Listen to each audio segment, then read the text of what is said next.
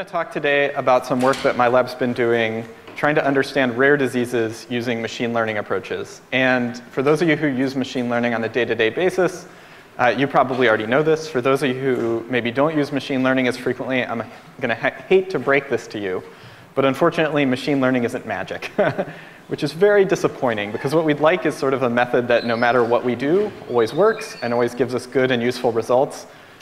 You might think from reading the popular press that machine learning, deep learning, artificial intelligence are all technologies that are now essentially equivalent to magic and it all works all the time.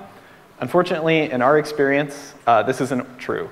So what I'm going to do is talk a little bit about the approaches we're taking that get around the limitations of these methods in certain contexts. So those of you who work in this area probably know with machine learning, you need many, many examples. So if you think of this rectangle as sort of your matrix of data, you'd like to know some number of things, ideally very relevant things, about a very large number of people. So what you'd like is many, many different samples where you know a very small number of very relevant things about them. In biology, we almost never live in this world. And in the world of rare disease research, it's even worse. What we end up with is this type of matrix where we know many, many things about very few people. So we can do genome-wide profiling, and we can measure the expression level, for instance, of every gene in the genome for patients with a rare disease in a certain tissue. But we're only going to eventually measure this on, say, at most 100 people, because these diseases are fundamentally rare. So this is the work that we've been really focusing on recently. And the approach that we've taken to go after this is to make machine learning models not just for sort of a single context, but to try to build general machine learning models that can be reused across many contexts. So this is work from a former postdoc in the group who's now a data scientist with Alex's Lemonade Stand Foundation, which is a childhood cancer research funder.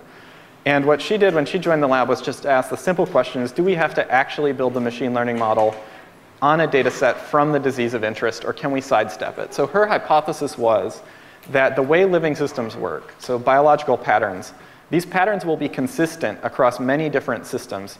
In a rare disease, they might be certain patterns might be dysregulated, but the patterns that are used are going to be general patterns that just happen to be dysregulated. There's not entirely new patterns that arise often only in a single disease. And so what she wanted to do then was to build a model of all of these patterns and then apply it to study an individual disease. So you can imagine some hypothetical data where you've got a large number of samples and you've got genes measured on those samples, and you're going to try to build a model out of that where you take your samples and now you have a pattern matrix. So what you're going to do is you're going to look at these patterns, and then you can take those patterns that you've learned across a large matrix to a rare disease context, and then hopefully identify patterns that are specifically associated with disease severity or presence or absence of disease. And the idea is these patterns are what we really want to go after. So these are the biological entities that one really wants to go after. So the question is, where do we actually build this first model? So where does this matrix actually come from? There's lots of different answers to this question. In my lab, what we like to do is essentially download the stuff that everyone generates and then forgets about when they publish their paper. So for genome-wide gene expression assays for about the last 20 years, if you've wanted to publish a paper, you've had to share that data, whether it's a microarray experiment or an RNA-seq experiment. And what that means is there's now repositories with large collections of this data just freely available for download.